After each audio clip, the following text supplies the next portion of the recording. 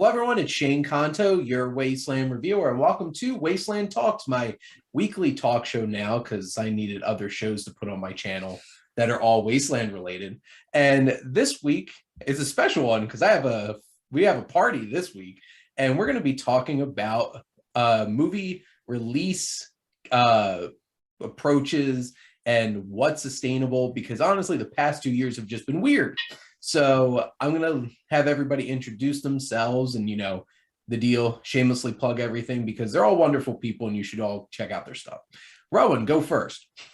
Hello, everybody. My name is Rowan Wood. I am a film student at Sarah Lawrence College. I'm recording in one of the editing booths right now. I am a writer primarily. I have a website called thelenientcritic.com where I talk about movies and just basically whatever the hell I want to. And I have a companion podcast called the Lenient Critic Podcast that you should definitely check out, and I would really appreciate it. So, and I'll be making an appearance talking about yes, indeed, Batman. Heath, go ahead.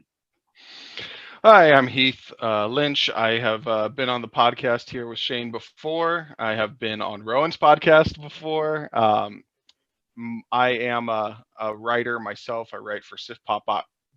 I write for shortboxed.com, and I do a couple other things. Ideally, I might even have a podcast in the work myself in the future.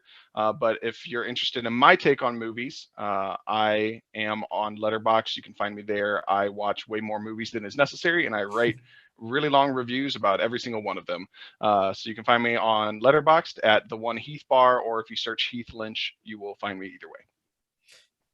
And they're a lot of fun looking at his Letterboxd reviews. And I'll always bring up Moonfall, even though we probably should just forget about it and let it die. But my review's fun.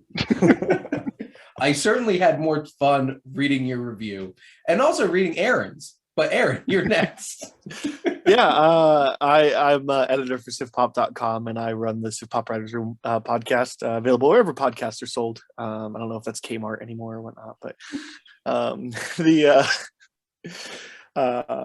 didn't expect that. Where I get to talk with some of the writers that are in SiftPop. So once every couple months, having Shane and Heath on. Rowan making a first appearance in a couple of months. So. Lots of other fun voices from all around the world. And if you want to get mad as hell and you're not going to take it anymore, you should go check out my most recent appearance because we talked about a Real Goat network. Mm-hmm. But I'm not going to talk about all the things because honestly, you all can just check out stuff. You're already on my channel.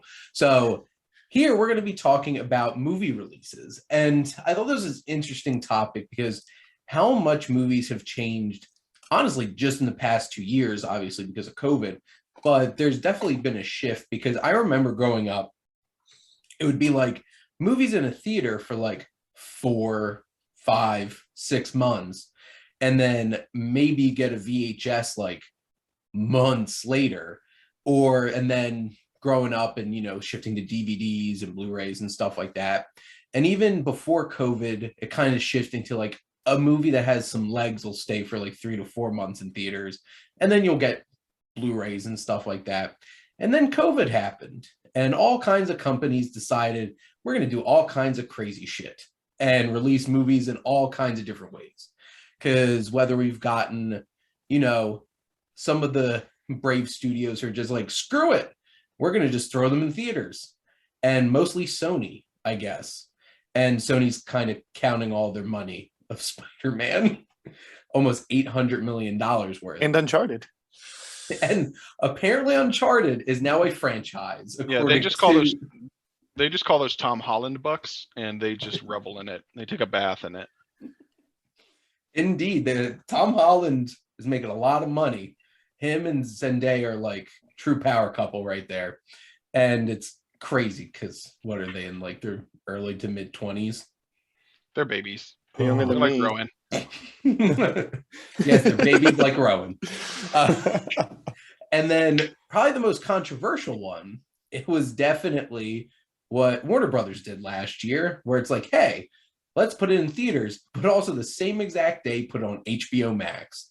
And I don't know about all of you, but I watched every single one of them on HBO Max and stuff. Yeah, I was just gonna say controversial to like the industry and like the people that wanted to make money and profits off of the box office revenue. But let's be very clear, from a fan perspective, that was almost universally praised. So I think the only one that I actually saw in theaters opening weekend instead was Dune. Godzilla versus Kong, baby. Theaters weren't open where I came from, where I'm from when that came out. So I'm in Iowa. There's like 4 unfortunately. people in the state. I think I watched that at like 4:00 on a Thursday. Because I think they That's opened it prime like time. on that Thursday. And I'm just like, HBO Max, bam. So, and the funny thing is, Peacock has done this too. Because, you Marry know, Me. we got yeah, if you Marry want to Me. see Marry Me. Ugh. Got Marry Me. Halloween Kills. Kills. Especially after those reviews started coming out, I'm like, you know what? We're just watching this on Peacock this weekend. So I had been looking for an excuse to get Peacock anyway because MacGruber season 2 is out. So, or season 1, sorry, MacGruber is out. MacGruber is the craziest show I think I've ever watched on television. I was so excited.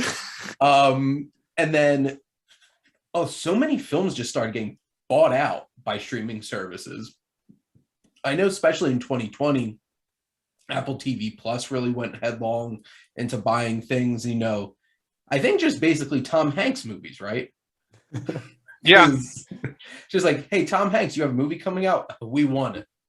And then, you know, Hulu and Apple did very well for themselves with the specifically with the festivals between Palm Springs and Coda, which look how that turned out for both of them. Those were very successful and both beloved movies.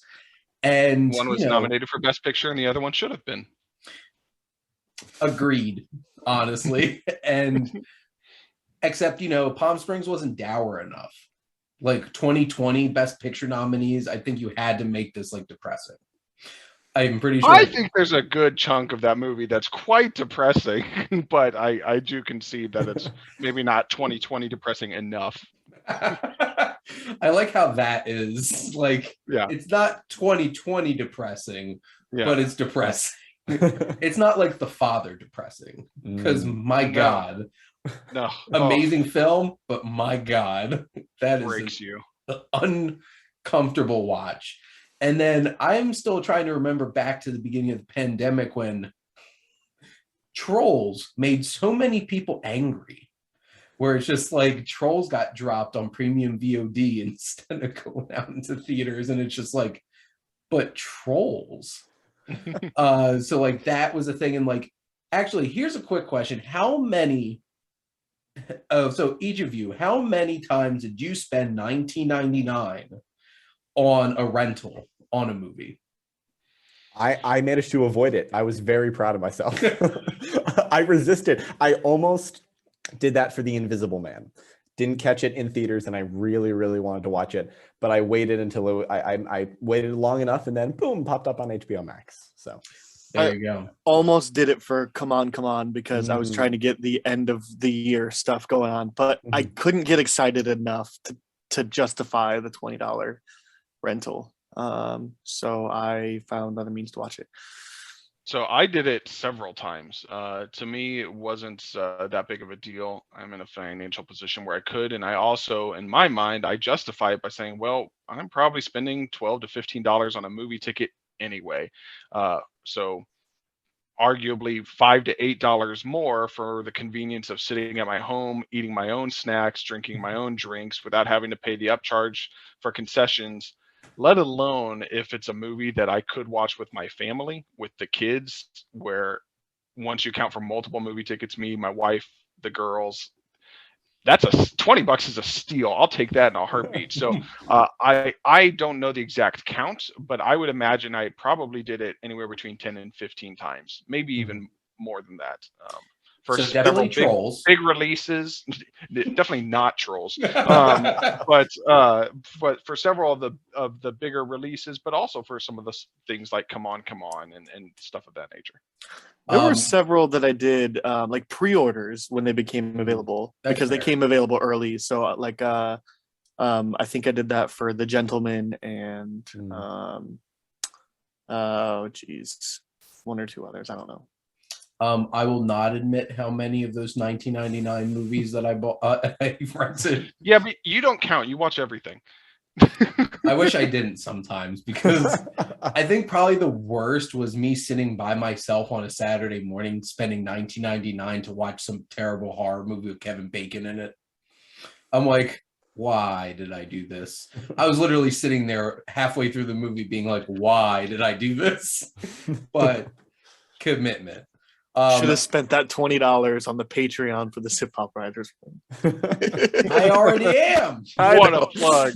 Right now you are. Hey, we're all about shameless plugs on this show. Yeah.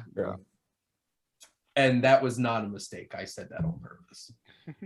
If you picked up on that. Thank God Frank's not here.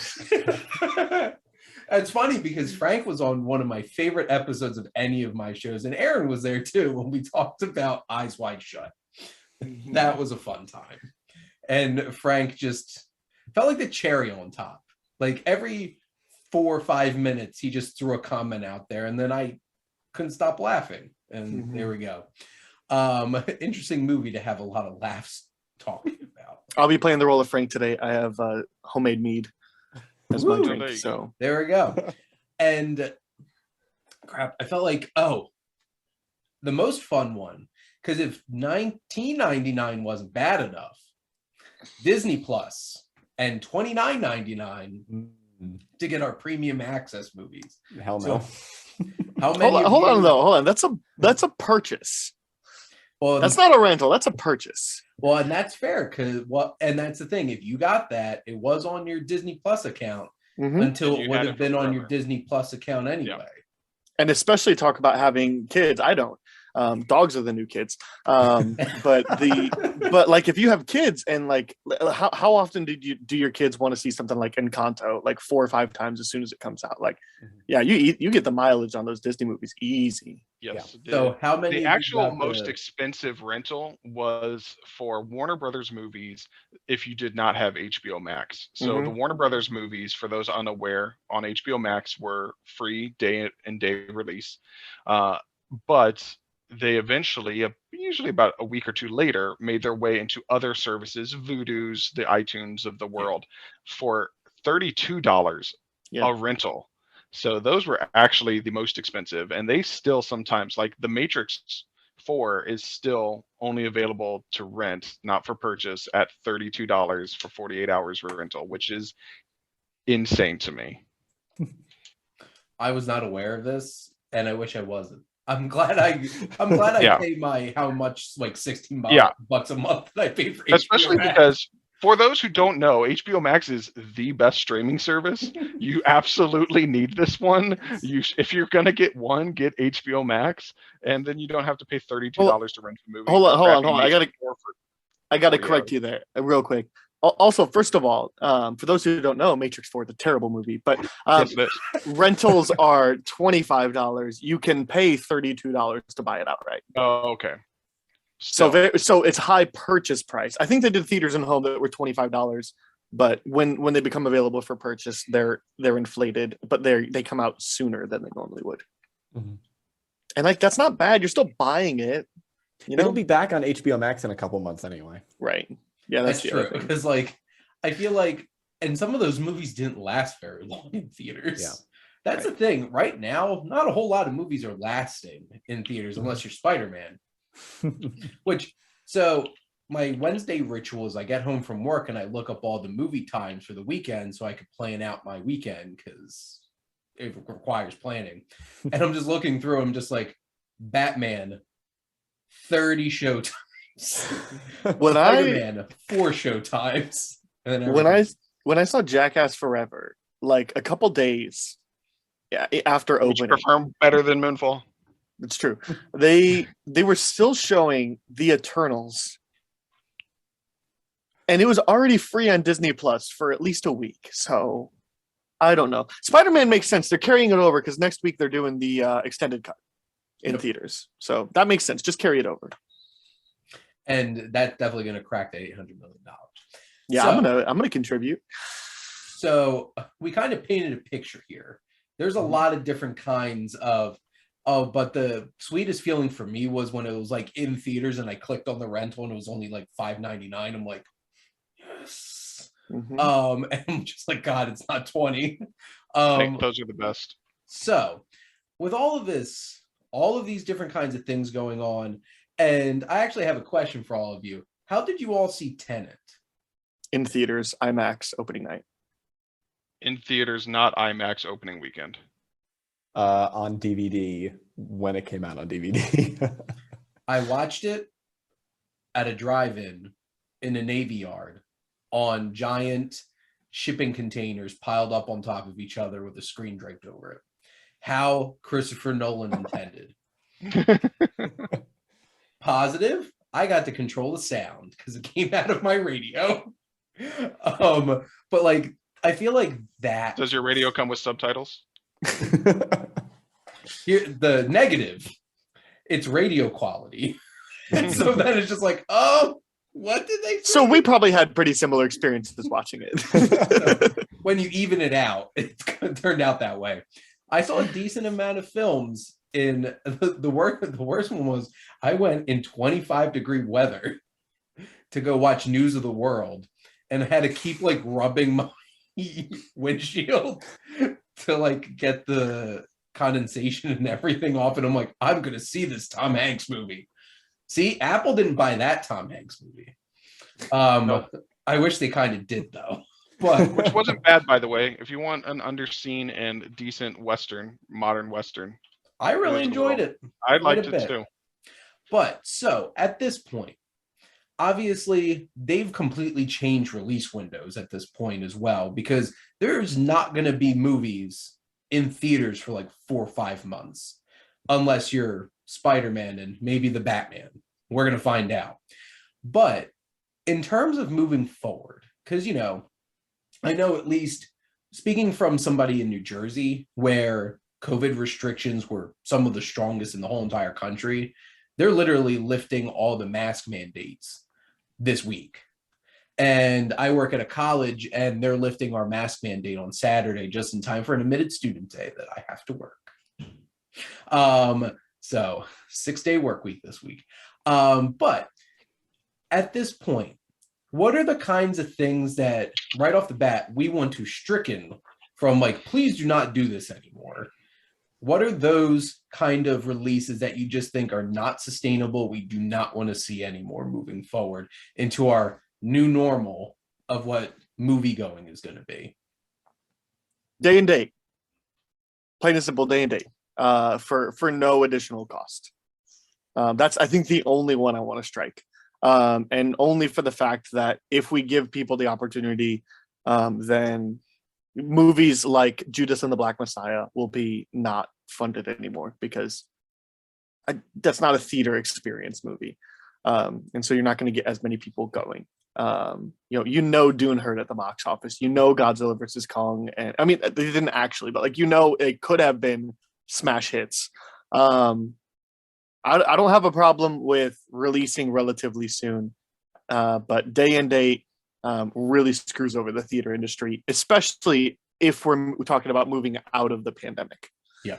So to reframe my question, I think Aaron took this assumption too that I meant was post-COVID, we're going back to relative normal here. So does anybody have differing opinions on the day and date releases? Me. Go ahead. I am in the stark opposite opinion to the extent that I think it's naive to assume that that's not the future of this industry. I think that the movie industry has been stagnant for a long time when it comes to its release structure pre-home theater.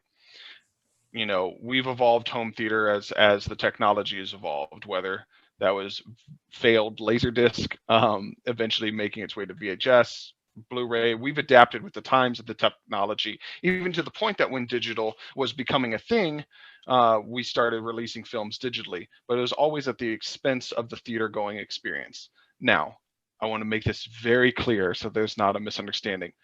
I love the theater experience. This is not a shot at the theater experience. There is no better way to view a film than the theater experience. But it is foolish to think that the movie industry can continue to prosper and to bring new audience members to different types of films without offering date and release films to these streaming services where people will have the potential to get their eyes on it that they otherwise never would have. I know this because even me, myself, a movie person that watches virtually everything, still saw more movies that I normally wouldn't have seen because they were just for free on my streaming service, let alone all of my, and this is anecdotal, but still, I'm sure we could all attest to this. All these other people in our lives, friends, family that we've heard, like, oh yeah, I watched that. Wasn't planning on watching that. Wouldn't have seen it in theaters, but I had it on Netflix, Hulu, HBO Max, and I just watched it. I think that is called adapting with the times. To me, I view it as no different than, you know what, the Pony Express died out when we had the Transcontinental Railroad, and paper snail mail has had to evolve because we had the internet and email. Things have to adapt and evolve, and I think the theater industry needs to evolve with that, with the release of films and how studios work with theaters. That's not to say that, again, I want theaters to die. I think that things need to change in what the theater viewing experience offers. But I absolutely 100% believe that the future of movies is offering more movies that people can see at home, just like people could see it in the theater. Well, I guess I don't have a problem with day and date streaming for certain movies. I mean, you're talking about like society moving forward and adapting. I'm saying like there's no reason that Godzilla versus Kong should be available the same day. But like something like Soderbergh's Kimmy that came out recently, like that's a Max original. As long as they're making Max originals, like why also do the day and date streaming thing? As long as Netflix is making their originals that obviously aren't going to contend for awards, something like Red Notice of last year, like that probably wasn't going to make a lot of money, nor did it necessarily even require a theater going experience. So like I'm going to agree with you that like we need to define what the theater experience looks like, but make your streaming only movies and make your theater movies, and then eventually you can pour them out. I just outside of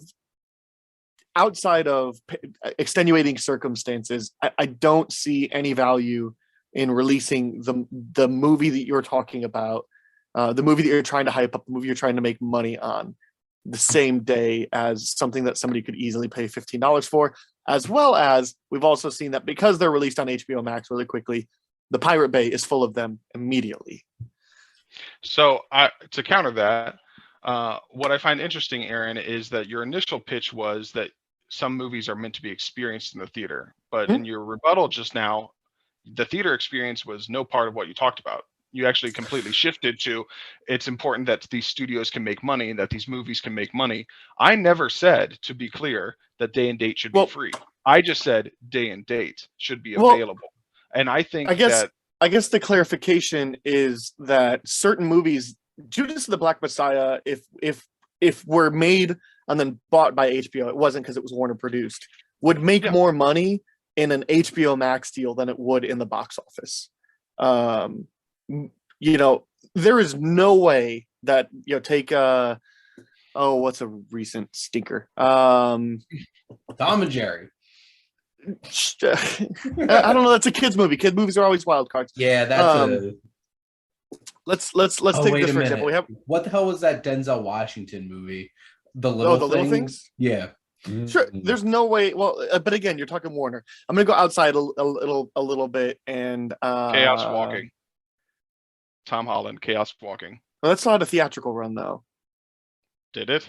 It didn't have a day and date. Yeah, it had a theatrical run, but it was dropped. It was dropped at the $20 rental. I'm saying like when Amazon was buying rights, or like when Netflix bought the rights to Trial of Chicago 7, it probably made more money with the Netflix acquisition than it would have in the box office.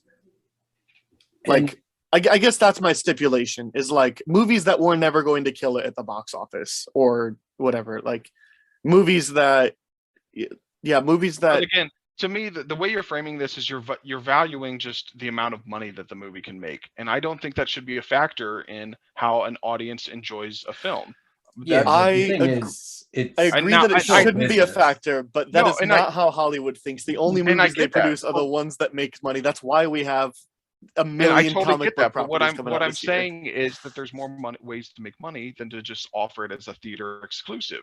You can offer it as a theater exclusive to the people that want to go to the theater and have the theater experience. You could even, because maybe less people would come to the theaters in this hypothetical, you could charge more money because the people that really want, it's like the Oscars. The people that care about the Oscars and the movie people, I don't want to see them cutting awards presentations and letting people not give their speeches. I'm the nerd that wants to see that.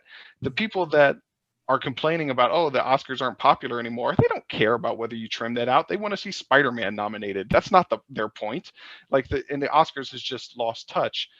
This is the same thing to me. These studios don't care how they make the money. They just want to make the money. And the fans are going to go to the theater if they want to.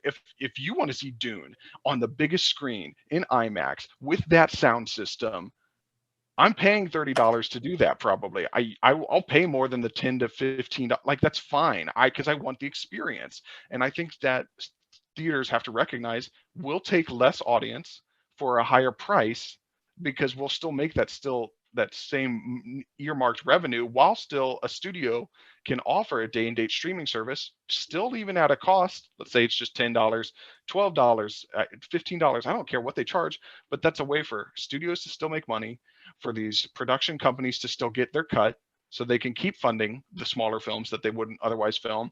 And that cuts both markets, so that it's a win-win for everyone. The people that want the theater experience can get the kick-ass theater experience, and the people that are like, I don't really care to see Dune on the biggest screen, again, those people are wrong, but let's say that they are that way, they can see it at home for $10, $15, and that's fine.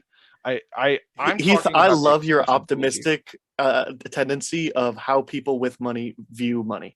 But Rowan, what are your thoughts? Well, day and date? I'm the Joker in the scenario. I'm sitting back. I'm watching the world burn here.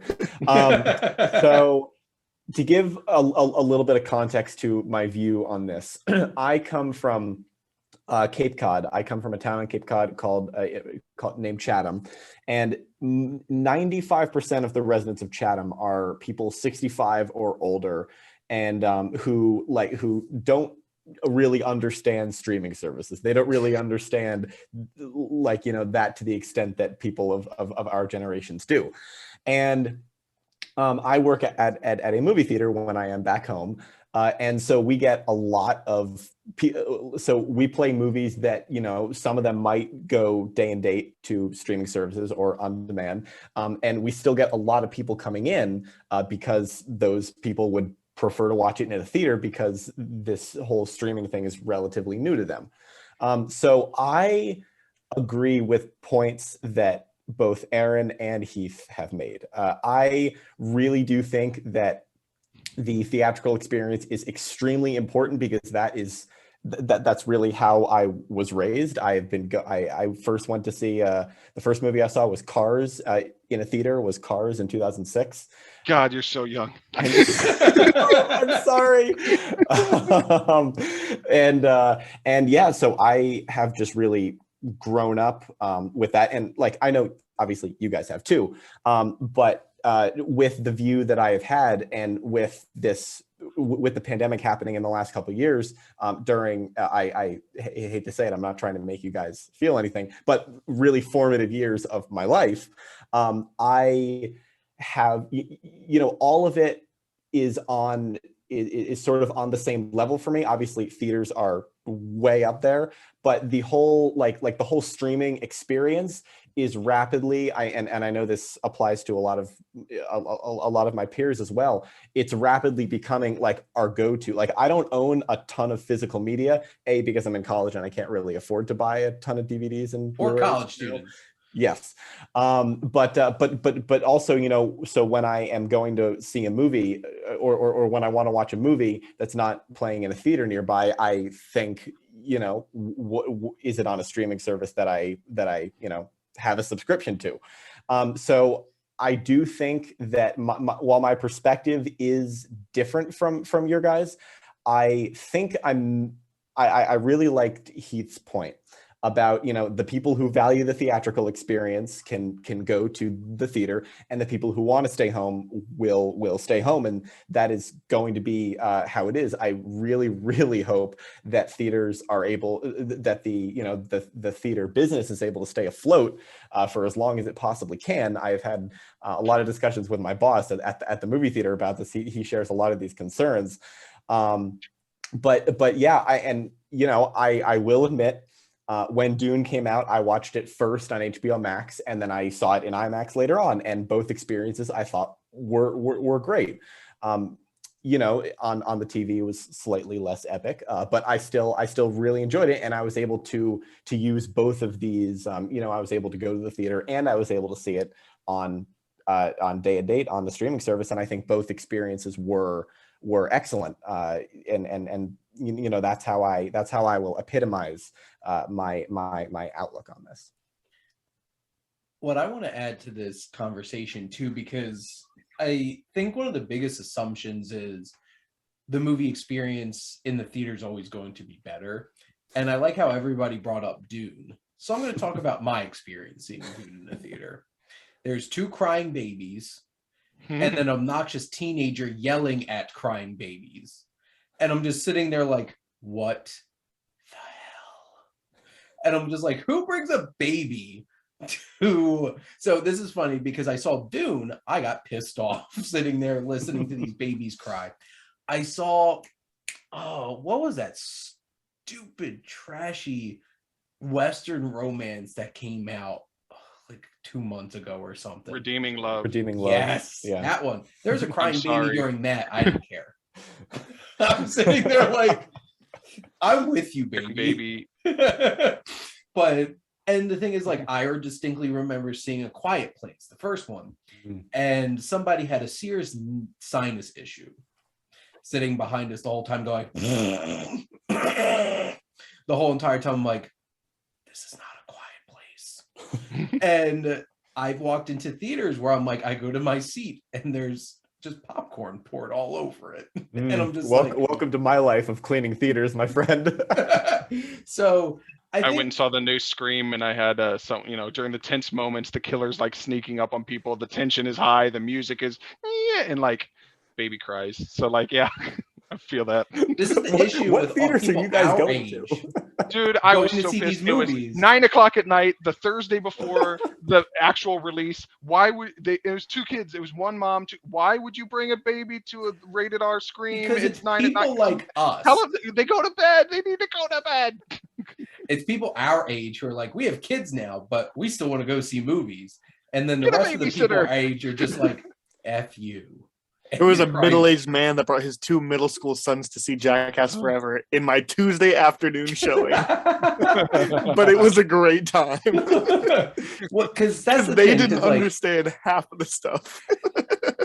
I love going to a theater, and I remember the first movie I wanted to go see in a theater post-COVID was Finding You, and I was literally the only one in the theater, and I'm like, beautiful. Yeah. And I'm sitting there, turn my phone off, I'm just sitting in the dark theater, and I enjoyed that silly rom-com a lot more than I probably would have at home, honestly. But the thing is, it's like, I love having a theater to myself. It's so great. Hate that.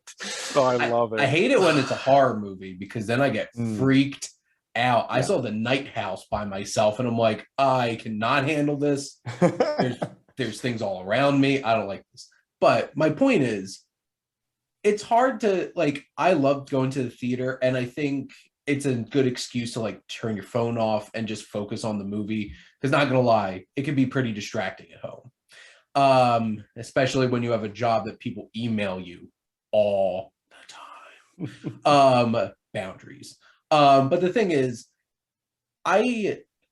going back to specifically, because I think the distinction that Aaron was talking about originally is the things that like Warner Brothers did, where it's like, this is in a theater and then it's free on a streaming service that day. to me personally, I appreciate that point that you made, Aaron, because I think these streaming services are buying and producing enough big movies themselves. Do they need to have that added selling of, hey, you can watch this movie the same day?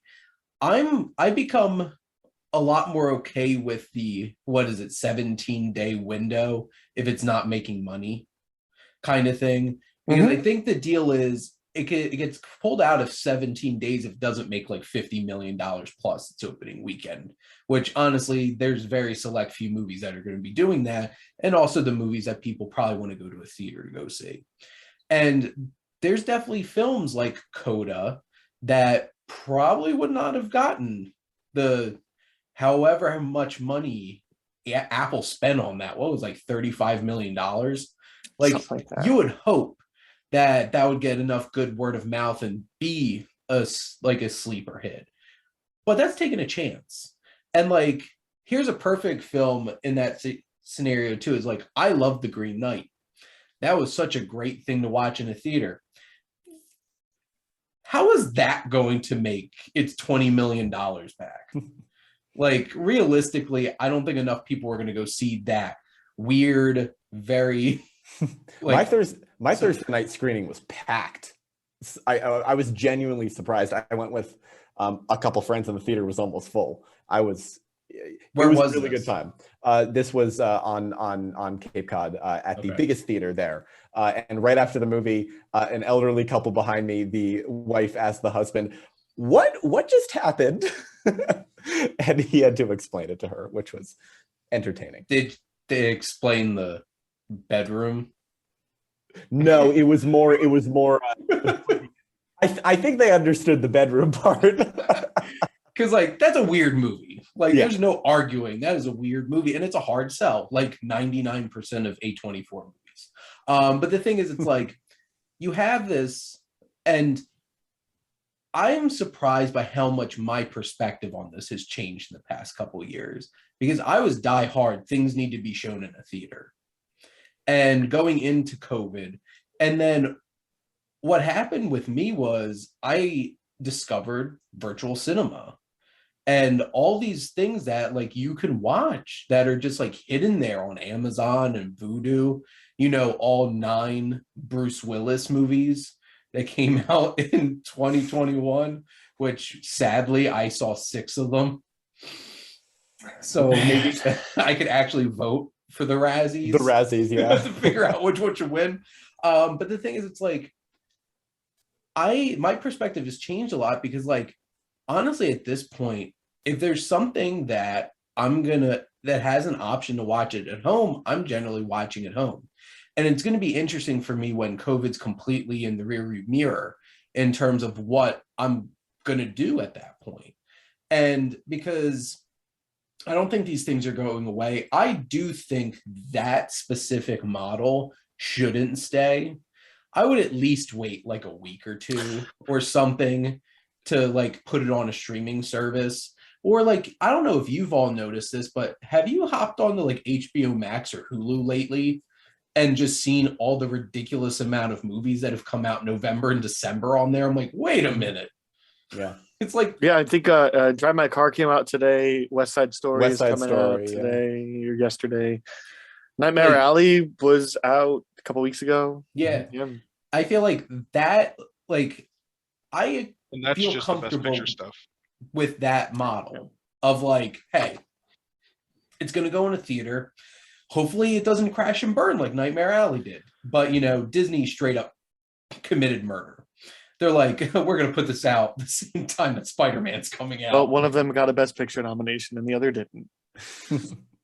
There you go. But the thing is, like, you have these models, and I agree. And to go to a point that you made, Heath, because like there's definitely people that are never going to go to see a theater to watch that movie. Will it make a difference for them if it's out a couple weeks later? So yes. And here's why. So I'll give you my full proposal so you can understand the scope of what I'm thinking. I think that the entire industry, when it comes to the release of feature films, its initial release, not home video release, initial release, should be done moving forward. I think that movie theaters should adjust their business to an experience model, much like concert venues, not like movie theaters. They should be like theaters that you would see a live musical or a concert venue. You are going for the experience. You're not so much going for the show. A good example on the SiftPop podcast this week, Dicer and Ian spoke about The Music Man, the musical, the Broadway musical, and they were talking about how the musical itself is fine. It would be okay, but because they saw the Broadway gravitas of it, they loved it. It was an experience. That's what the movie theater industry should evolve to. I'm talking every movie should be a Spider-Man. You can't actually make that happen. Not every movie is going to be Spider-Man that makes $800 million, but every movie can deliver that experience. Keep the kind of theaters that have the reclining couches and the comfortable chairs. I think even some theaters should have a standing room section where people could stand together, and maybe in the back of the theater, almost like a cheering section, people can get excited about it, where you can have these fan experiences for the people that really just want to experience the theater, the large screen, the sound effects, and be a part of the community that takes it in. So they can walk out and tell the story of how, oh my gosh, the theater erupted when so-and-so Spider-Man walked through a portal into a kitchen. And you can have that kind of camaraderie. Simultaneously, all of those films should be able to be day and date released at home for the people that don't care about that experience. Still care about the film, the movie, but don't necessarily care about that experience. And they can get that for just a cheaper price. Day and date, maybe it could be free. I don't think that's viable, but I think just a cheaper price, $10, $15, something like that. For whatever reason, $20 price point really spooks people, even though they spend $15 to $17 with 3D glasses like it's nothing. Bewilders me. Anyway, but you should offer that. And the reason why I think it's important to do the same day, because we are now in an era, especially due to the pandemic, where social media conversations are everything. Having someone see Spider-Man, and within that weekend, everything is leaked online, and you have to be an internet wizard to be able to avoid everything that was spoiled in that movie, or just flat out not even be an internet wizard, literally just don't go on the internet is the only way to truly avoid it. Like, that's not fun for anyone. I think having to tell those people, yep, I'm sorry, you either go to the theater or you have to wait 2 weeks or a month, whatever they discriminately decide should be the barrier.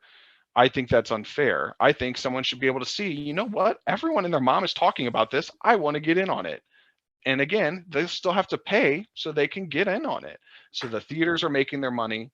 The production companies are making their money, the distributors are making their money, and it's the best fan experience, whether they want that in-person fan experience with the camaraderie, the people yelling and hooting and hollering, or they just want, maybe I just want the comfort of my own home. I want to be able to pause and take a bathroom break. I want to not have to worry about a kid yelling in the middle of my theater, whatever have you. People have options. I think that's the future of it, is just options. I see it as no different, like I said, to concert venues and music, the evolution of music. You know, yeah, you can still go, I guess, and you can go buy a CD or a vinyl printing of something, and that's still great for some people. But you can also just get that digital release immediately, or you can just wait to go to a concert to see that band live and have that a completely different experience. I think that's the way that the theater industry needs to evolve. I think part of that even comes from Aaron, to your credit, when you said some films, some studio films should be theater films. I don't even disagree with that, to the point that I even think some studios should start buying theaters. This is going to be a Warner Brothers theater. This is a Netflix theater. This is a Disney theater. Netflix has no interest in owning theaters. They do have a theater. That's where I saw Red Notice, actually. Yeah, oh. They do in LA and New York, I believe. Mm-hmm. Where the real movie audiences are. You shut your mouth. But I think that's also the future. That was creating 100% that experience. where I know, but where you could go to the theater and just be like, I want to take my kids to a Disney theater. They could go to a restaurant that serves Disney meals. They can buy like a fairy godmother's magic wand, and we can go in and we can go to the Cinderella theater to watch the new Disney live action animated, or like we could go into the Jungle Cruise theater or something because they have a new adventure film out. Like, make it an experience, make it something that families could go and participate in, almost like a mini amusement park. Like, that is the way the theater industry evolves. That is the way that they can justify added expenses and therefore added costs to the consumer, so they can still generate the revenue that they need. And that is a way that fans can still see whatever the heck they want to see all at the same time. I don't think we're on super different wavelengths, Heath, because what I disagree with is I don't want a movie to be simultaneously released on a platform for free. If we're talking additional cost, if we're talking the theater at home, I don't have a problem with that. I'm talking the HBO Max strategy from 2021. That's the one I have issue with. So and again, that's fine, but that's not what you said earlier. You just said day and date. You didn't specify. Sure. So I meant day and date. Okay. To be fair, you just don't like free. Yeah, I just don't want free. I specifically brought up the day and date, like what HBO Max and Peacock were doing, because like that specifically is like, feel like that's the most controversial thing that's happened over the past 2 years, which literally had Christopher Nolan being like, screw you guys, by Warner Brothers. The way I view the Warner Brothers day and date thing is it's like Movie Pass. It's the best thing in the world for the fans, and it makes no sense whatsoever for the theaters. I loved Movie Pass. I saw way more movies than I ever should have been able to see. It was awesome. For about signing up for the beta as soon as it's coming back. For like 6 months there, it was the best thing that's ever happened to a movie fan. And in a lot of ways, the free release day and date from Warner Brothers in 2021 was also one of the best things. I saw every movie twice. I saw The Suicide Squad twice. I saw Godzilla vs. Kong twice. I saw Dune like 2 or 3 times. Like, it was awesome. But I totally agree that is not viable. They need to charge. But I think if that is your stipulation, then Aaron, then yes, we do agree. I think that day and date, that it shouldn't matter where you see it, whether it's at home or in a theater. It should be available to you so that audiences can get the experience that they want, whatever they're most comfortable with, whatever they're most fulfilled with. But just charge people, and you can quibble about the pricing, but charge people. That way everyone gets their fair cut, and all fans, all audiences have the opportunity to see the film. Heath, I think my pitch is also pretty similar to yours in that I like the idea of theaters owning, or of studios owning theaters, and then they can make it more of an experience. I just don't want that to be my only option. I don't want, let's say, Disney to buy Regal theaters, partly because theaters aren't widely distributed. I have Marcus where I'm at. There's no Regal anywhere close to me. Even AMC is a hop and a skip away. I have Marcus near me and a couple of indies. So like that's my options. And Marcus is pretty exclusively Midwest and very sparse Midwest as well. So I don't know that I want that, but sure, why Disney should have a Disney should have a theater in Chicago, in St. Louis, in Denver, in Houston, Austin, San Antonio. Like in every big city, Disney should have a theater that you can go to see Jungle Cruise in 4D. Why not? For those experiences. I saw No Time to Die for the second time in a 4D experience, and it kind of sucked because the theater kind of sucked. Like, it was fine, it was really cool. It was just that like the chairs were not comfortable, and there was a lot of like, if there was an explosion, it would puff like stale air in your face, and it smelled horrible. And like, I get it, it's trying to put me in the mood, but I don't want you to assault my senses. Anyway, so I totally am for that too. I don't want necessarily the experience for everything. The release strategy that I think is the most sustainable and shows the most promise to be the best. Now, it didn't necessarily do itself any favors for 2020 specifically. It didn't launch until 2021 though, so I guess it's kind of a moot point. Is Paramount Plus. one that we haven't talked at all about yet. They released their movies in theaters, and they said 45 days later it'll be on Paramount Plus. And they are keeping that model, and I think it's smart enough model. That's what HBO Max is doing this year. Warner will get their exclusive theatrical window, and 45 days later, 30 to 45 days later, it can go on HBO Max. I have no problem with that, right? And I think we'll maybe only disagree on one point, Heath, and that is that I do think that, I mean, this is how capitalism works. I don't see any reason why Disney can't say, if you want to see Spider-Man, go to a theater to see it, or Sony, I guess. Like, reward people that are going to go see it in the way that it was always meant to be seen, and reward people for doing it in a way that is going to contribute, and again, depending on price points, in a way that is going to reward Sony in the box office. It's going to award the theater chain that you go to see it at. It's going to award lots of other things, and it's, I don't see any problem. Now, I think shortening the release window. How about 21 days? Because here's the thing. Yeah. Scream is going to drop on Paramount Plus any minute now. Who out there that really wants to see Scream hasn't seen Scream yet? The conversation is dead on Scream. Yeah. And that's what I was trying to say. Like, for the people, Rowan, you were talking about the 65 plus generation that, like, they don't care about streaming, or they don't even know how to utilize it. And that is a shame. But moving forward in a thinking forward situation, not to be morbid, but that audience, that demographic will evolve and push out. The demographic that's 35 to 65 will become that demographic, and they're going to know how to use these streaming services. And every future generation through the history of time will now know how to do this. And I think that in the moment conversation, that especially that we discovered in the pandemic with even things I hate, like Tiger King. I couldn't stand Tiger King. Stupid. But, like, I still watched it. Why? Because everyone and their mom was talking about it, and I wanted to know what the hell they were talking about. So, Aaron, to your point, I agree. Like, that's my biggest reason why I think day and date should be a thing. I just think we should charge for it. But I think 45 days is way too many. I think Sure. at max, my opinion, 14 days, 2 weeks. That's max, especially at the rate at which films get released these days, and how long mega blockbusters even, again, we've been talking a lot about Spider-Man, but clearly Spider-Man is an exception. It has made more money domestically than Avatar. Like, this is not normal. So we can't compare everything to Spider-Man. Nothing else is out. I know, but So, again, you can't compare everything to Spider-Man. Like, talking realistically, to Aaron's credit, who hasn't? If you really wanted to see Scream, you saw Scream already. Like, waiting till March when that came out mid-January, that could have probably released.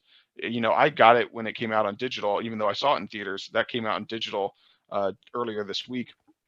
You probably could have released that 2 to 3 weeks ago, and probably made more money while people were still talking about it. But now people aren't talking about it. I think 14 days to 21 days tops is as long as you could wait. But even so, I would say 14 days is like the limit where, like, you need to let people start seeing this, because, or even thinking about repeat viewers. This is where I will use Spider-Man. I saw Spider-Man twice in theaters. Saw it once, and my little girl got scared because it was much more sad than I thought that movie was going to be compared to other previous Spider-Mans with a tragic death in the middle of the film. And it made my little girl cry. And my wife took my little girl out of the theater, and they sat out in the hallway the rest of the movie and let me finish it, because my wife is amazing. She's a trooper. So I took my wife back to the theater the next day to see it so that she could actually finish it. So I saw it twice. And that's all I wanted to see it, because I didn't want to pay to go and see it in theaters again. But I tell you what, if that was available to rent digitally, I probably would have seen it another 2, maybe even 3 times by now, and I would have paid to do it, but it wasn't available to me. So they're even losing money on potential repeat viewers. You're talking about capitalism. I think giving people those options is a way for them to make more money, because I know there's a lot of people that'd be like, yeah, I just don't want to go spend the money at the theaters again, but if I can watch it at home, I'll pay a little extra to watch it at home right now. How about this? I'll throw out a proposition, and then I'll shut up for a while. And and then then we're we're gonna gonna let Rowan talk. talk. How about what about a 10-day theatrical exclusive window? Because that's 2 weekends. You get your Friday, Saturday, Sunday, Monday, Tuesday, Wednesday, Thursday, Friday, Saturday, Sunday, right? 10-day release on theatrical the next window. Monday. And then that will release so you can pay to watch it at home or see it in theaters for 11 days. By 21 days, it can go on streaming services. That would be my proposal. I'd be fine with that. Again, I still personally would prefer same day regardless, because that's when the conversation's happening, and the more social media evolves, and the more that will be the norm. That I mean, that's just people got to stop being shitty, you know. I understand that, but that's Throwing never going to shade happen. at screen You talk about me being optimistic, Aaron. You're being optimistic. If you No, think that's I'm just saying issue. we need to encourage people to stop being asshats. You know, set an embargo on Twitter for 14 days. You know. Good luck. Yeah, I agree, but that's never going to happen. So that's why I advocate for same day and just charge people. But at bare minimum, I would say what you're saying. Like, that's the minimum. To me, I want more. Rowan, grace us. Well, you all are expecting me to have something eloquent and profound to say. Speak for the 65-year-olds and for the 12-year-olds. How old do you think I am? Well, you're in college, so you're at least that. But it's true. I started college Aaron 9 years ago. So I'm not old enough to drink your homemade mead yet, legally at least. Yeah. So depending on the state, that's true. There are movies that I would only want to see in theaters at least first. Spider-Man, definitely one of them, especially with like the crowd reactions, movies that you want crowd reactions for. Like I saw the Batman last night from when we are recording this. I won't say anything, don't worry. But it was a sold out IMAX screening. It was awesome. And there was some applause at points when, Batman did something cool, but it almost felt obligatory and they weren't really putting too much into it. Spider-Man, on the other hand, completely genuine, one of the best theatrical experiences I've ever had. I don't care if I missed a lot of dialogue because people were hooting and hollering. It was still a lot of fun, and that's what I really and that's what I really love about theaters. It never gets that crazy at my theater back home, just because of the mainly 65 or older people. Aside from that, the theater that I work at is an independent theater, so you got a lot of great and wonderful people coming in, and so it's just always a treat to see something there too. So I'm sort of retreading some points I said earlier, but I am, I know a lot of people my age who are like me, still in love with the theatrical experience and who are willing to keep it alive as much as they can. But I genuinely worry about the younger people in my generation and the next generation who will be growing up in a world where, if their parents are if their parents just need them to be distracted for a little while, they just hand them, their 2-year-old an iPad and just sort of let them, play games or watch stuff for, a couple hours. But when I was growing up, my family still had a VHS TV. We didn't get like a quote unquote real TV or like cable until I was like 12 or something. I was raised not on the technology of my parents' generation, but like 20 years before I was born. And so I think that even though there are a lot of people my age, I go to a liberal arts school, so many film people here, so many people who would like jump at the chance to go to movies in a theater. But I know a lot of people, especially family friends who are younger, who, when I tell them about a new movie, they're like, oh, when is it, is it going to be on Netflix? When can I see it on, this service? They don't think about theaters at all. And I know they're young, but still, that just, I'm not going to go so far as to say it makes me scared for the future of movie going, but it definitely makes me think. I do want to go into the film industry. I like writing, I like making stuff, and the stuff that I want to make, obviously huge long shot to get it into a theater, but that is the ideal, isn't it? At least on the creative side. like all the, you know, the Chris Nolans of the world, you know, say what you will about them, but, you know, there's a reason that they want their stuff to be seen in a very specific way. Movie-going experience in order for people to see value in it. And honestly, I love the idea of what MoviePass did and kind of inspiring even AMC to make something. I'm livid that, as you know, AMC announced it and MoviePass died and the pandemic happened kind of all like right around the same time. And my AMC theater still hasn't reopened. It's still like 25 minutes away, but like I'll make that drive for AMC A-List. I have Marcus. Marcus has nothing, and MoviePass is coming back, and thank God. But like, how about like, you know, these streaming services? How about include a voucher for your movie, or like MoviePass is coming back, and I joke like I'm gonna sign up for that beta because like it's what MoviePass should have been all along. Watch a couple ads, earn a couple credits, and then with your credits you get a movie ticket. That's what it should have always been. That's your solution to saving money. You know, you watch enough ads, you get a movie for free. Fine, I'm good with that. So like there has to be something that changes to the theatrical model. There is no, we can go back to the way that it was. We can have the indies stay that way. My indie in town, I don't want it to change at all.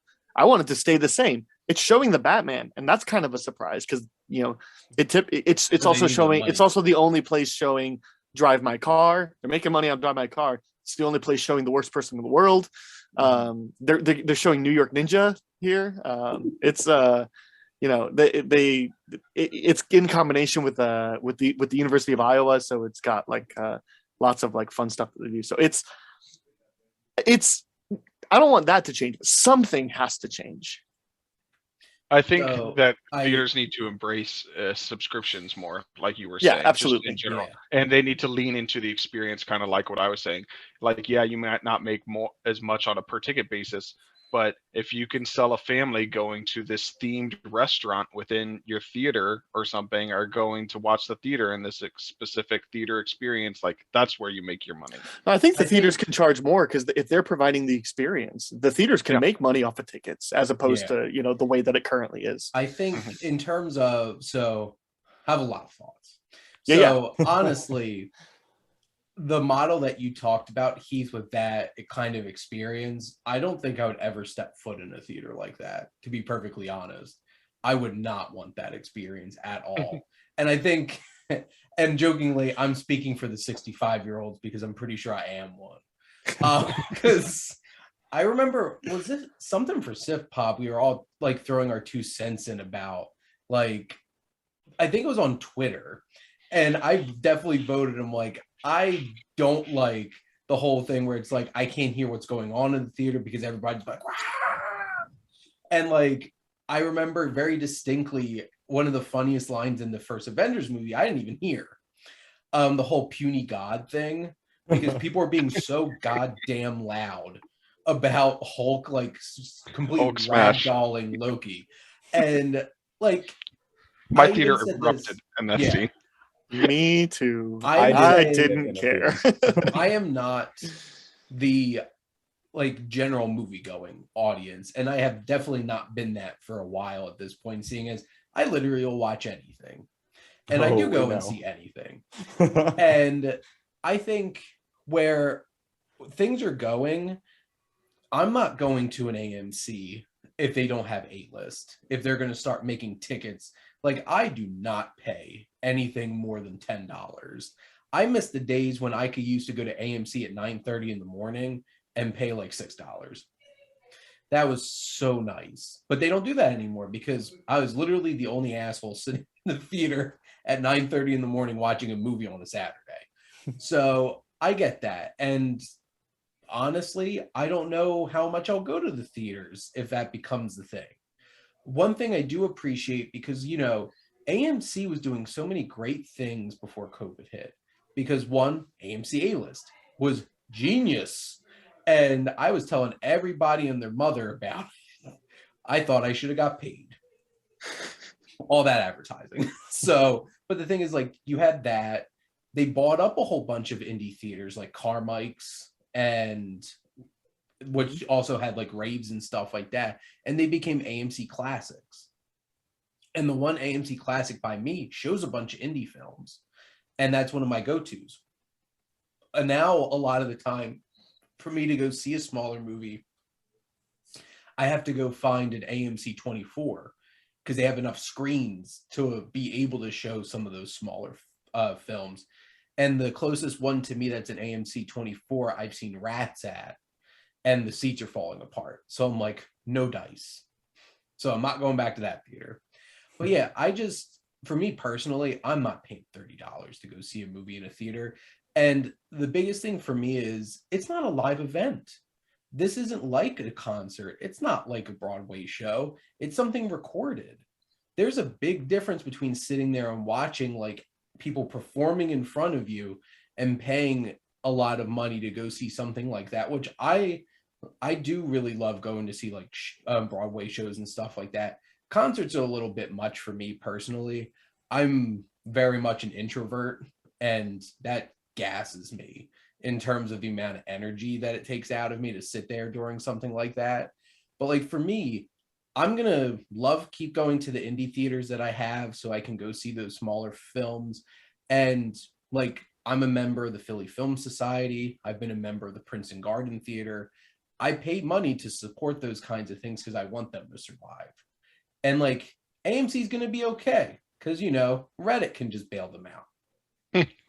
So there you go. I have the Twitter results. 51% said they were okay with cheering in a movie theater. Yeah. 49% said knock it off. I was one of those knock it off people. Here's my thing. One of the replies says it's a film, not a football game. Make all the noise you want while you're watching at home. And my thing is, if you want to sit there and watch Spider-Man and not hear anything other than Spider-Man, you go home.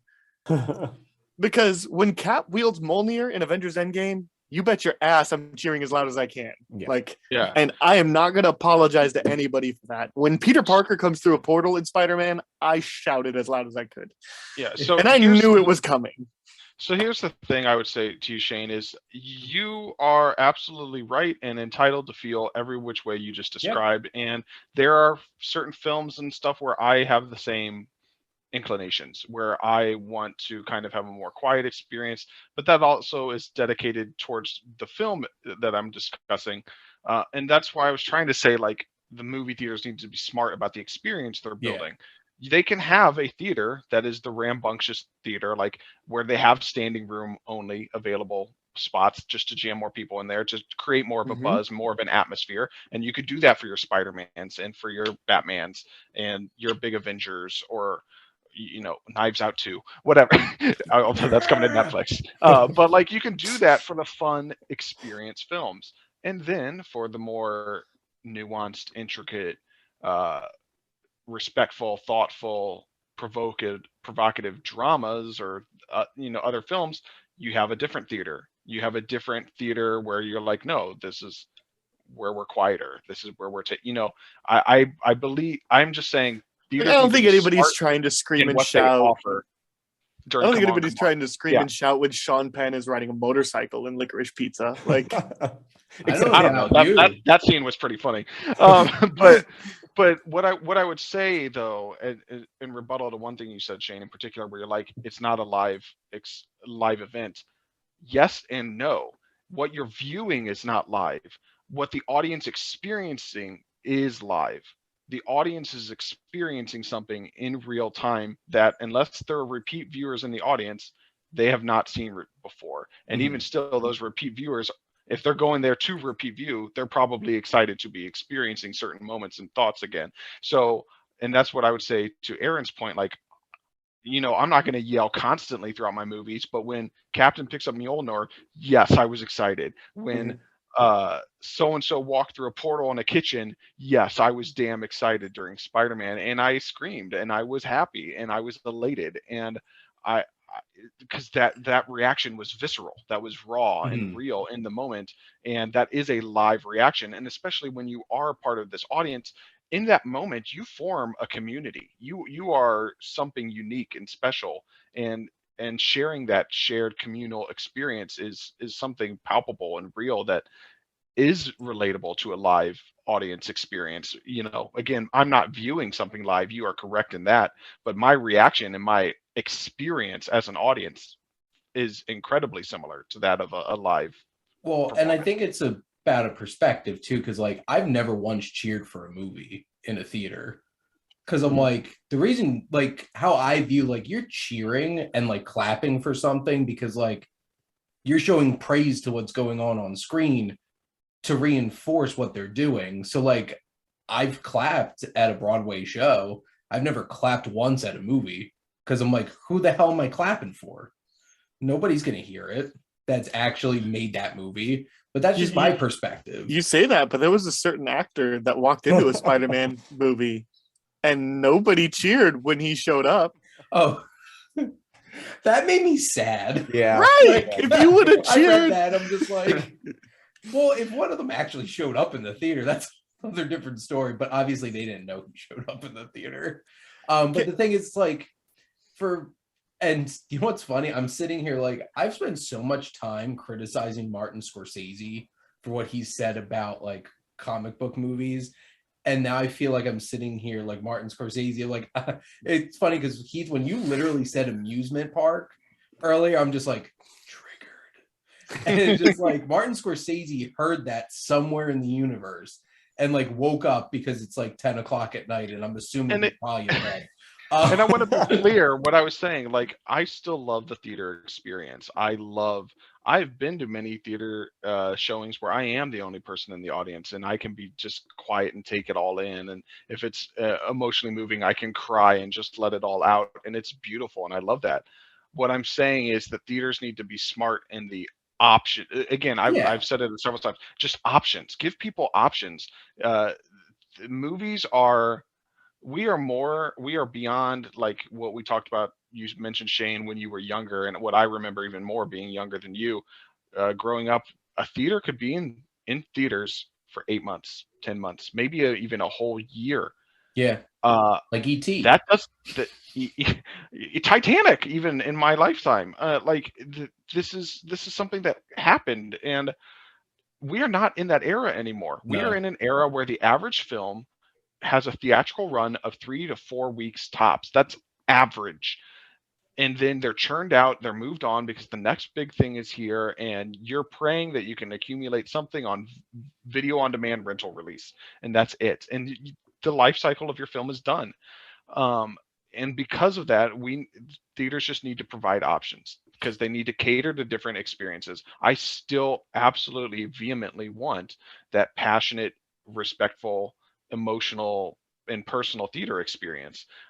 But I also just think, and again, this is me just like Aaron said, thinking of this from a capitalistic point of view, I think theaters just need to be smart and offer like, yeah, no, the Batman's coming out. We need to have like 1 or 2 auditoriums where we emphasize you can be rowdy in here. We want people to cheer. We want people to be like, "Oh shit, Batman just snapped that guy's neck," or whatever.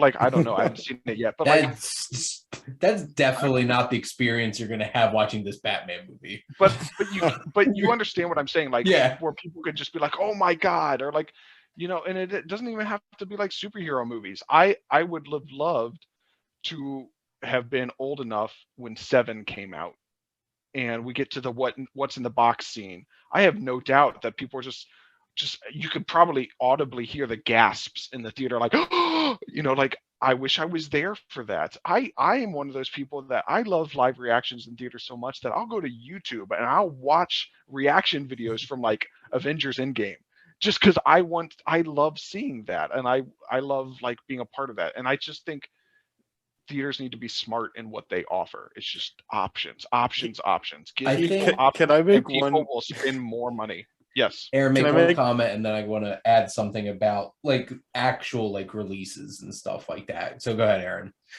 Can I make one caveat to your release, your rambunctious theater proposal, which I'm all for? Yeah, have your sit down and shut up, and have your loud and proud. As long as the horror movies, slasher movies are only in the loud and rambunctious, because I don't want to see a slasher movie in the theater where there's not somebody going, "Don't go in there," like somewhere. Like, that's my caveat. Horror movies exclusively rambunctious.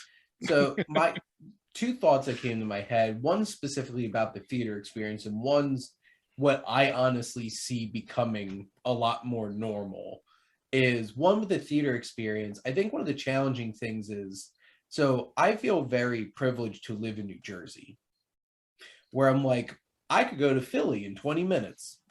I could go to New York in an hour and 20 minutes if I really wanted to. And there's all these theater experiences. The whole country's not like that. And the thing is, it's like, if you just have a Disney theater and nothing else for 50 minutes around you, then you're effed in terms of like wanting to be able to see other kinds of options. And I think that's the challenging thing, because that's just, it's going to continue to perpetuate the already disconnect between what so just to say, I was called out, said the first time ever anybody said I'm privileged to live in New Jersey, and all this Jersey hate can go out the window. Thank you. So in terms of like, I think that's just going to perpetuate that disconnect between like LA, New York, and like the rest of the country. So I didn't specify earlier, but to clarify, when I say that there should be experience theaters, like a Disney experience theater or something, I'm talking about the major cities. I think Aaron is absolutely correct that there should still be just generic theaters that offer everything. But like when you get to the bigger, like 2 million plus residents in their downtown and suburban areas in total, like that's where you can have a Disney theater or something, Yeah, but what's going to stop Disney from them just buying up all the theaters? Nothing. So, and that's the thing, that's the flaw there. If that door opens, nothing's going to stop Jeff Bezos and Apple and Disney. Well, the government could stop it if they had a backbone and they were actually antitrust monopolies like they claim they are, but that's a whole different topic. That's a whole other conversation. But the thing is, that's the thing. And that's where the future of this is going. And this actually leads nice into my other point of, I see big movies in the future and more movies not going to theaters because of streaming services are going to buy them. Because who has the money? Well, I don't know how long Netflix can sustain what they're doing, because honestly, I don't think their model's very smart. And they're already like in so much debt at this point. But who's going to stop Amazon? Who's going to stop Apple, who's literally just swimming in cash? And nobody's stopping Disney. That door was open when they bought Fox properties.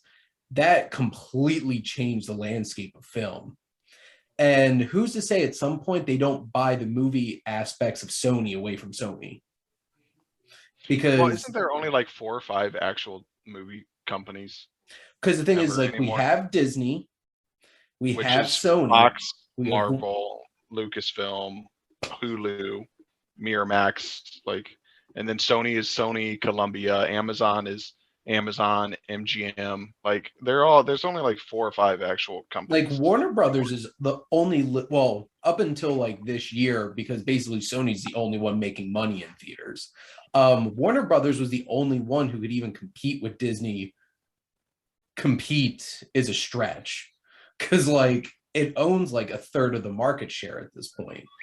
It just, I don't see this happening, because like I just feel like Disney's going to keep buying more. And these big streaming companies, because like AT&T bought Warner at one point, and AT&T is not like, hey, I'm a movie company. AT&T is one of the biggest companies in our country. And when that stuff starts to happen, that's going to just change things completely. Because the thing is, like, Jeff Bezos could take his wallet out and pay for the next Avengers movie, and just, he probably took his wallet out and like, I'm making a Lord of the Rings series here, and just like plop that money out. Here's as much money as I make in a couple hours. His wife divorced him and became one of the richest people in the world. That's how much money he has and Amazon has. It's one banana, Michael. How much could it cost? Like $10? Exactly. So like where I see this going is, I think a door's going to be opened and there's going to be a flood at some point. And I do see, like, in my most pessimistic outlook, is that most theater chains are going to be those big like studios buying up chains, because honestly, one of the studios could have easily done that to AMC during the COVID. And if it wasn't for a bunch of people on Reddit, It wasn't for Reddit memers. Yep. like what kind, like between that and GameStop, AMC and GameStop would have been dead in the water. And that was such a shame for AMC because they were revolutionizing the theater experience before COVID. And they have a chance now to continue to do that. And I just feel like at some point it's just going to be streaming services and big theaters. And hopefully you are lucky to find an indie theater within 50 minutes of you to go and actually see another movie in. I think all this stems back from if Avatar 2 would have just come out anytime earlier than now, Fox wouldn't have had to been bought by Disney. And if Harambe James. wasn't shot, then Avatar 2 would have come out sooner. It's James Cameron's fault. It's the zoo's fault. Everything is the zoo's fault. But yeah, to that point, it's like Avatar's a Disney movie now. They're just gonna, at some point, Disney's just gonna be printing money again, and it's not gonna be a competition anymore. And to be frank, they had their hands in on Spider-Man too, even though technically it's a Sony film. So yeah, I again, that's where I'm not trying to get too political, but at some point the government needs to step in and actually uphold antitrust laws and not let monopolies be monopolies. I do agree that Disney has bought too much, and there are regulations to stop that. There just needs to be people in power that are willing to, actually do that. But inherently, I still go back to, I think the solution is give those bigger cities those experience theaters, and all cities, the bigger cities and smaller markets, still having traditional theaters that offer all kinds of ranges of film. And just within each theater, you offer different auditoriums that also have different experience. You can have the loud and rowdy experience auditorium. You can have the quiet auditorium. That could literally be something you could search on Fandango. Like, here's the quiet showing times. Here's the loud, raucous showing time. Like, I want them to be labeled offer that. options. Yeah, Like actually labeled that. I want to go on Fandango. Raucous screening. showing. Yeah, and just give people options and have people adapt that way. Give people a dining experience. Give people literally a theater that's painted like Finding Nemo, so like the little kids can kids can go to the new Pixar movie and be like, oh, it's the Nemo theater. Like, people would that's it. Pixar movies come out in theaters anymore, dude. The amount at which Disney is screwing over Pixar, that fingers crossed for Lightyear. Well, that's definitely coming out of the theater because it's Toy Story. It's a franchise. Screw you, original content. You're going on Disney Plus. Can I share a tangential thought that can maybe hopefully we all agree on? It hurts all of my heart that movies are available for free on streaming services before they are on Blu-ray. Eternals was free on Disney Plus for 2 full weeks before it was on Blu-ray, 4K, DVD. Nightmare Alley was on HBO Max for 2 weeks before it, and Nightmare Alley isn't even a Warner film. Like, they're just shooting themselves in the foot, and my movie collecting heart says, and again, I think this also just depends on the person, because for me that doesn't matter. So something, and this is just me personally, I know not everyone is like me, but I, much like music, I saw the changing of the times, and I, much like music, and I got rid of all my CDs and I converted to digital and all that. I started doing the same thing even before the pandemic, but the pandemic definitely sped it up. I don't own a single Blu-ray anymore. I don't own a single DVD. I do not own a hard disk copy of any movie anymore. I converted my entire collection, over 1,000 films, to digital. And for me, it's awesome. Like, it sucks for you, and I totally understand that. I get that, but for me, it's like, oh, Scream. Like this week, I was able to get Scream, West Side Story, and Drive My Car. None of those are available yet on Blu-ray, on DVD, nothing. And I have them and I own them. Zero qualms if you want to collect exclusively on digital. I have qualms with Disney is shooting themselves in the foot, and they are going to say Eternals did not sell well in Blu-ray, which 2 reasons. 1, it's not a good movie. 2, they released it for free on Disney Plus for 2 full weeks. Like, they're shooting themselves in the foot, and then they're going to cite that as the excuse that they're not going to make physical media anymore. I do think it's interesting that they are offering it up on a streaming service before they offer it up in another way to make money off of it. Well, and especially you talk about Nightmare Alley, that is a not Warner property. They sold the rights to Warner. Yeah, it is. Hulu is owned by Disney. Well, and it was a Fox, also on a Fox HBO property. Max. Yeah, Nightmare Alley was a Fox property originally, and so like they're making money by putting it on HBO Max. Disney owns a majority share of Hulu, so they're making Hulu subscriptions, I guess, or they're convincing people to say them. They're making money off the HBO Max deal. Disney made no money by putting Eternals on Disney Plus, not a single dollar, and they're going to use it as an excuse to say we're not making physical movies anymore. Well, I think what's changing is measuring what success is and what profit is and how you make money off of movies when it comes to streaming, because it's not as easy as just being like, this is the box office. Because, I want to know how Netflix decides what actually is successful to them and what's making them money.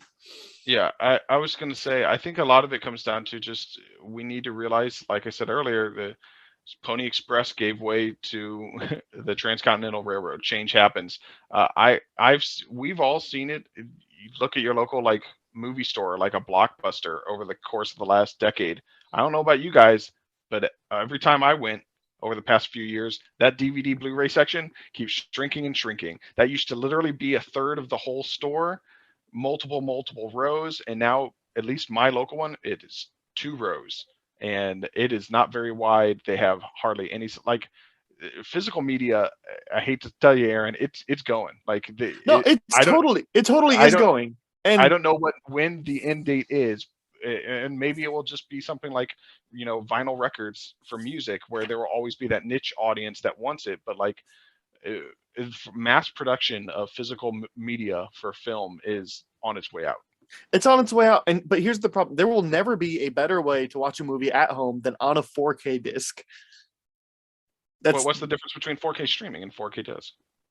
Unless you have fiber internet, everything. As somebody with 40 megabytes a second, it doesn't look anywhere near as pristine. I do not have 40 megabytes a second, but I don't have fiber either. And I can tell you right now, you are greatly exaggerating what the human naked eye can perceive. You are not going to see a negligible difference between 4K streaming and 4K disc. I can if it buffers one time, yeah. But there is a significant quality difference for me, and there's also just, I love being able to collect, and sure, it might be on its way out, and that's fine. And Best Buy was smart by getting in on, we're going to have an exclusive steelbook, we're going to have an exclusive release, so you'd come to us to buy the thing. That's fine that it's on its way out, but there was still a market for that. There's still going to be a market for that. I'm fine if they stop making DVDs. There's no reason for them to be making DVDs in 2022. But it's probably going to be, they're exclusively going to release 4Ks, and then a Blu-ray Blu-rays and 4Ks they're going to make the switch to, and then eventually it'll be 4Ks. My biggest thing is you have to assume that you have a really good internet connection, and then you're not going to experience any issues. Right. And again, I live in a decent sized city. I have 100 megs down. Is what I get. So, for me, I literally don't have buffering issues. I don't have streaming issues. My 4K streaming is, you literally you could come over to my house. I promise you would not be able to perceive a difference. So to me, it's unrecognizable. I would actually be curious, Rowan, for you, being that you are younger, has this impacted your collection? Like now that you're of an age where you're old enough, you have your own money, you've been in. I assumed you worked in high school. You said you worked at a theater, so you've maybe started your own collection. Has the digital era impacted your collection? Do you collect as much physical media? How does that look? Or even to you, anecdotally, how has it impacted your friends in film school and their collections? So I will say one of the reasons I fell in love with movies in the first place is because downstairs at my house in my dad's office, that my dad and my mom both use now, my dad has a shelf full of DVDs. And I remember seeing that when I was younger and just being completely awestruck by the fact that there were that many DVDs in the world. I was so naive. But yeah, and you know, most of them were, you know, were like pre-2000, you know, like Universal monster movies, old Peter Jackson flicks.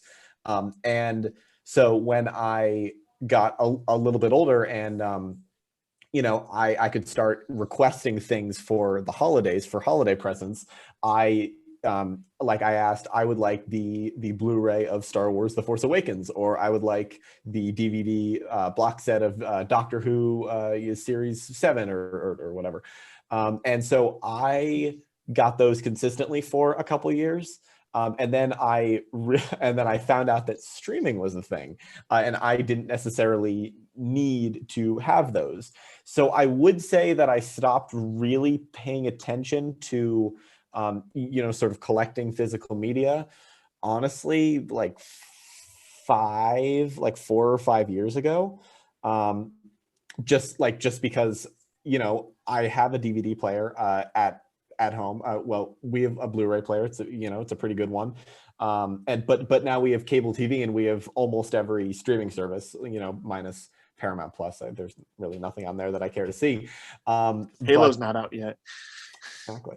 Wait, how dare you not have the Taylor Sheridan streaming service?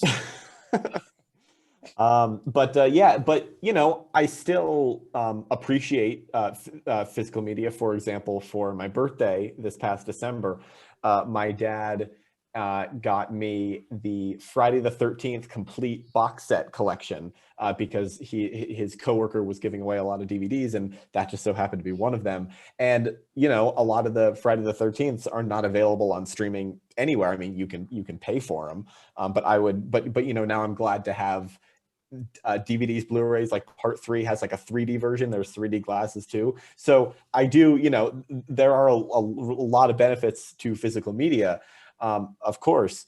But you know, with the capabilities that I have presently and on the budget that I am on, paying for school and all that, I just haven't really been collecting at all. Also, side note, my library back home, that is where I got like most of my, like most DVDs I got from there.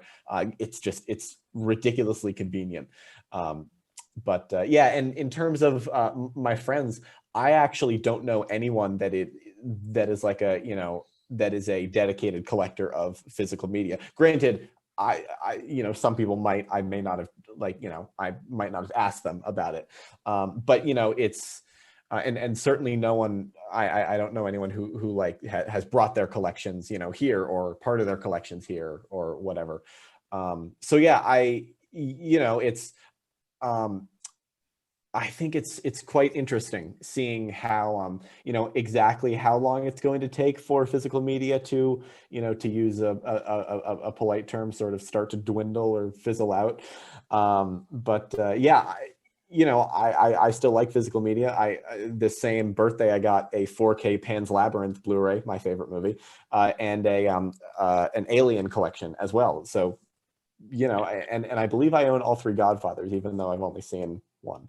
But yeah. Anyway. Yeah, and again, this is all anecdotal, but thank you, Rowan, for saying all that. And I guess that illustrates the point I'm trying to make, which is, Shane, Aaron, I think we are literally the last generation that will regularly collect physical media of this nature. I think the next generation and moving forward will be a primarily digital generation, and it will just be that way in the future. And we will be like our parents who, like, yeah, they still have their vinyl collection. We will still have, you know, as a generation, we'll still have a DVD or Blu-ray collection. There will be the Shane Contos of the world that literally have walls of film I don't know what Not you're that we talking have, about. yeah, What? not that we have evidence or anything. But like, It's crazy like- because your background almost looks fake. Yeah. but like, I do think that that's unfortunately the way of the dodo. I think it is going out, and I think we are going to be the last generation to really do this. Yeah, I mean you're right, but you're and for sure we're going to see the sizable decrease just as it keeps going, and that's fine. Like it's okay. I don't think it'll ever completely go away. I think it will completely downsize in terms of format and in terms of lots of other different factors. And like things that aren't available for streaming or things that are like Criterion that are typically like you can Yes, only exactly. get them. This little C here is what's going to be that niche market of what physical media is. And that stuff is going to continually get more expensive and all that. But it's just like I hate that Disney is choosing to lose out on the. I didn't like Eternals, but I bought it because I have all the other Marvel movies. You're saying that, but we don't know their numbers. Because they don't release them, frankly. But like we don't know if they're seeing spikes in subscriptions on Eternals released, and in the 2 weeks, like we genuinely don't know. So while you may be correct, it is still speculative. We don't know what they're losing, and I would just put it out there that a company of that size that makes that much money at least has a general good idea of what they're wanting to do and any kind of losses they're willing to risk. And if they think it is more valuable for them to put that on a streaming service because they want to drive up subscriptions to Disney Plus, I'm gonna say that they probably know what they're doing. And if anybody's starting a subscription to watch Eternals, I'm sorry, you're wasting your money. So to be fair, everything that we've talked about today is completely speculative, and we are not experts. And obviously, this is all. How dare you? And so it's like, obviously, all of us are making a lot of assumptions with the things that we're going to say, because none of us are going to know what the future is going to be. Because if we had this conversation literally 3 years ago, this would have been a completely different conversation. No, we wouldn't have had this conversation. Remember when we had to refer to Netflix as Netflix Instant? I was like, I do not. I don't know what that is. No, it's because when they had the DVDs and then they switched over to streaming, it was Netflix DVDs and Netflix Instant. And now it's exclusively Netflix. I had the Netflix DVD service until right before COVID. Yeah. They still had 3 million subscribers to the DVD subscription. Yeah. Wow. One of the biggest things to me is that I think, especially if The Power of the Dog wins Best Picture, which by all intents and purposes, through a lot of prediction metrics and smarter people than me, it looks like that might be the case, even though I hope it's not. I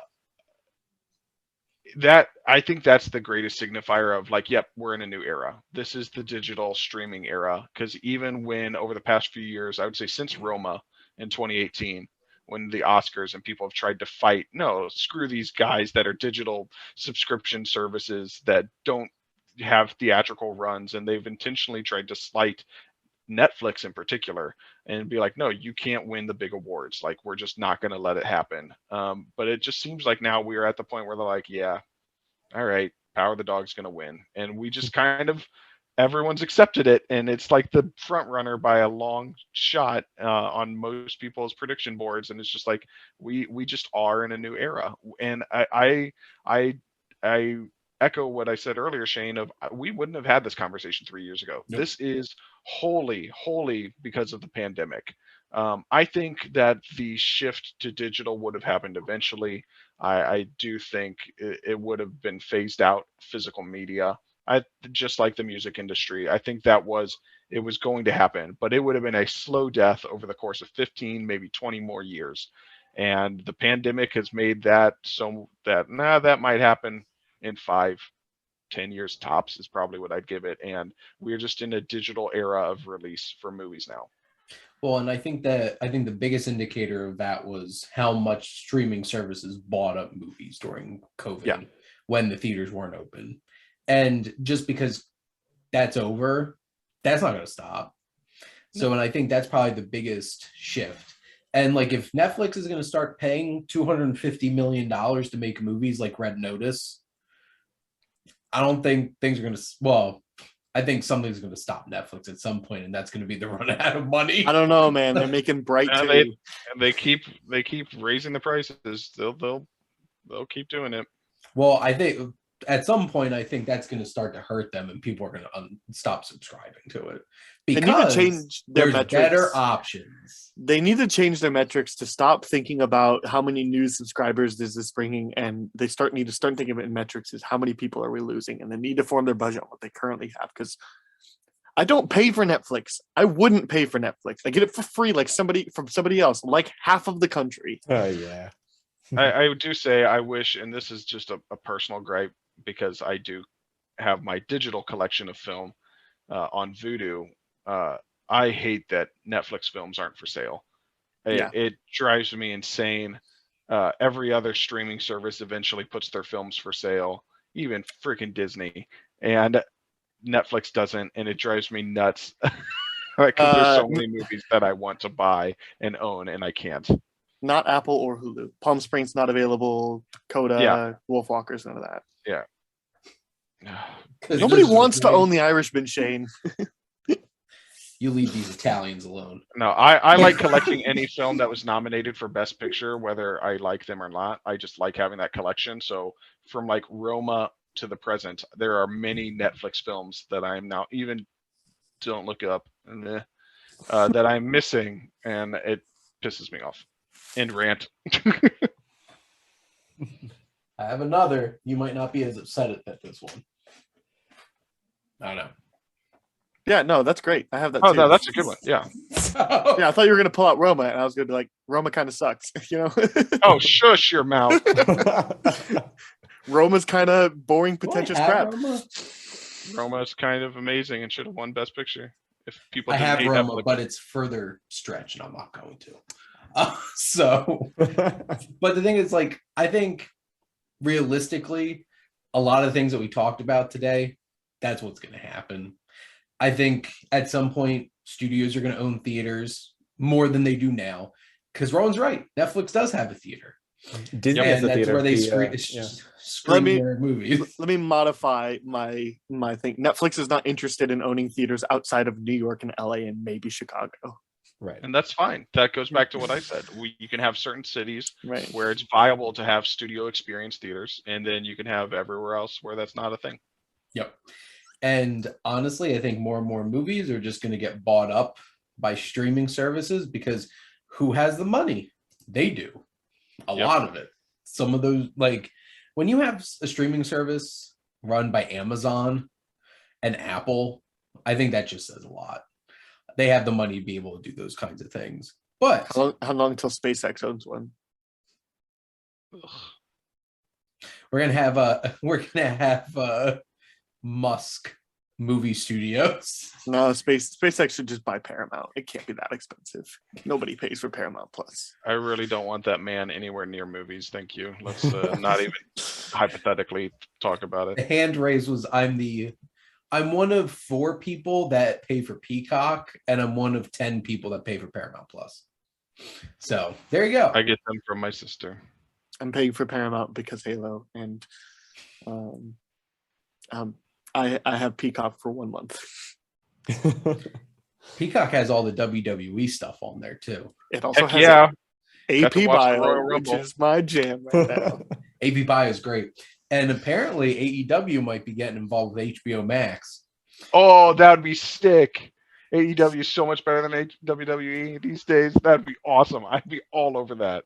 I completely cut cable out. There's just no point in paying for that. So if I could see AEW, yes.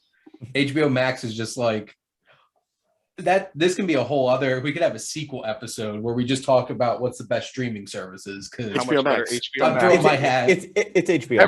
Everyone's HBO Max, right? Yeah. Okay, it's absolutely. the best. It's not even close. Yeah, we just solved it. Yeah, I'm going to cut this video into 2 episodes. The 2 hours we talked about releases and 30 seconds where we vote, and where we're like, yeah, it's just HBO Max, right? Obviously, you have it.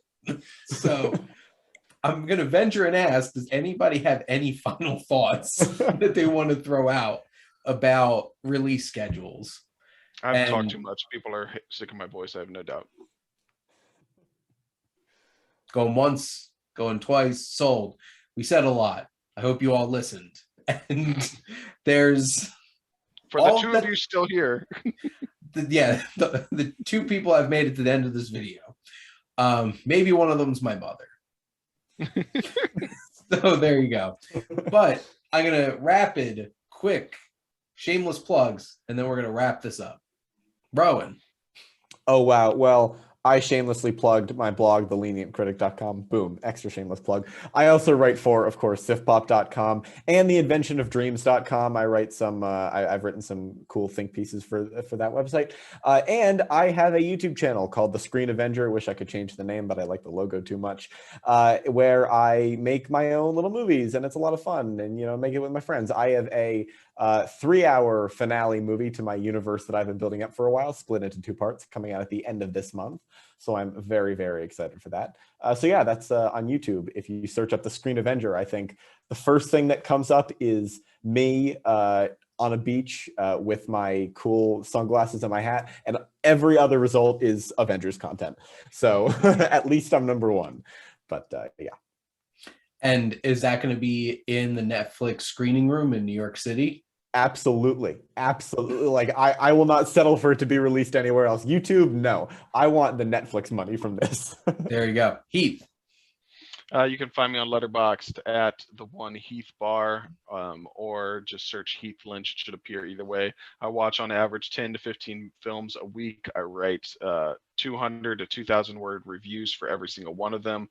I'll watch big budget blockbusters to Oscar award nominated films. I do modern releases. I do old-timey classics. I'll do literally anything if that sounds like it's up your alley, and if you like my snide, stupid sense of humor, I would love for you to follow me. And Aaron. SiftPop podcast, whatever podcast is sold. And thank you all for tuning in. Those weren't words. And always supporting your Wasteland Reviewer.